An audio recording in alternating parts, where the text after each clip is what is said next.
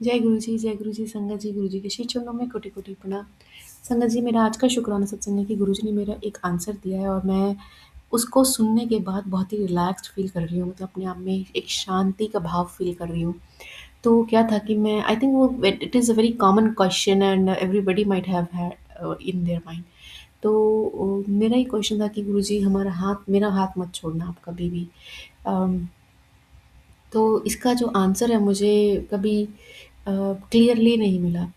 तो अब आज एक सत्संग आता है, आज या कल में एक सत्संग आता है और उसमें वो कहते हैं कि एक आंटी के मन में भी जब गुरुजी अपनी फ़िज़िकल फ़ॉर्म में हमारे साथ थे यहाँ पर, तब आंटी का एक क्वेश्चन था, उनको भी यही डर लगा रहता था कि कहीं मैं मतलब गुरुजी से अलग ना हो जाऊँ, बिछड़ ना जाऊँ और मतलब लाइक गुरुजी अम, आप बस हमें अपने से जोड़े रखना। आंटी के मन में बहुत एक तीव्र सा भाव था।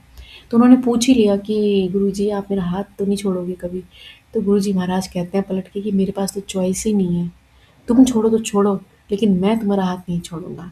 कहने का अर्थ ये है कि अगर आप गुरुजी से जुड़े हुए हो, इसके लिए कंडीशन तो मुझे समझ में आई वो ये है, आंटी ने तो ये नहीं बोला था, लेकिन जो मेरे अनुभव में है कि अगर एक बार हम गुरुजी के साथ जुड़ जाते हैं ना, गुरुजी जब अपनी अम, हमें बना लेते हैं, तो गुरुजी हमारा हाथ नहीं छोड़ते, चाहे वो अगला जन्म हो, उससे अगला जन्म हो या कितने जन्म हो। क्योंकि गुरुजी कहते हैं फिर वो हमारा हाथ कस के पकड़ लेते हैं। तो सारी मेहनत इस बात की है कि गुरुजी हमें अपना बच्चा बना लें, हमें अपने साथ जोड़ लें पक्के तरीके से। जो एडमिशन का जो है कॉन्सेप्ट शायद वो यही है कि हम उनकी पक्की संगत बन जाएँ। और पक्की संगत बहुत कम है, ऐसा मैंने आज के सत्संग में सुना, शुक्राना मालिया की वो भी उन्होंने सुनाया। मगर जब ऐसे फिगर सुनती हूँ तो डर लग जाता है कि पता नहीं अ, इतनी कैपेबिलिटी तो नहीं है मुझ में, पता नहीं मैं हूँ भी पक्की संगत की नहीं हूँ, पता नहीं। मगर ये तो पता चल गया कि अगर आप पक्की संगत हो तो गुरुजी महाराज कभी नहीं छोड़ते।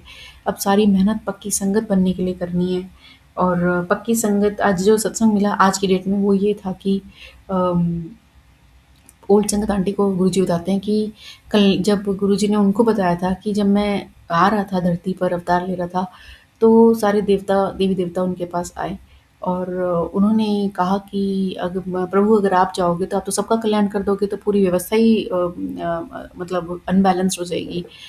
तो तो गुरुजी महाराज ने उनको कहा कि तुम्हें चिंता करने की आवश्यकता नहीं है, मैं 97% लोगों को आंटी ने फिगर बताया लिटरली कि 97% लोगों को मैं ब्रह्मण-भूसे में डालूँगा और 3% ही असली हैं जिनको मैं मोक्ष दूँगा। तो ये सारे देवी-देवता इस बात से परेशान थे, आप तो सबको मोक्ष दे दोगे आसानी से।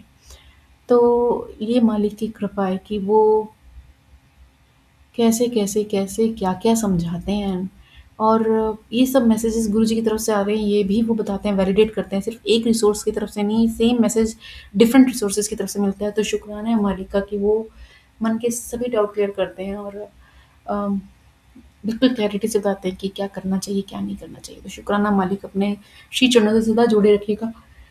भूलों के लिए क्षमा कीजिए, कृपा बनाए रखिएगा। जय मालिक, जय गुरुजी महाराज। आप ही शक्ति दो कि हम वो सब कर पाएँ जो आप हमसे चाहते हो। जय गुरुजी।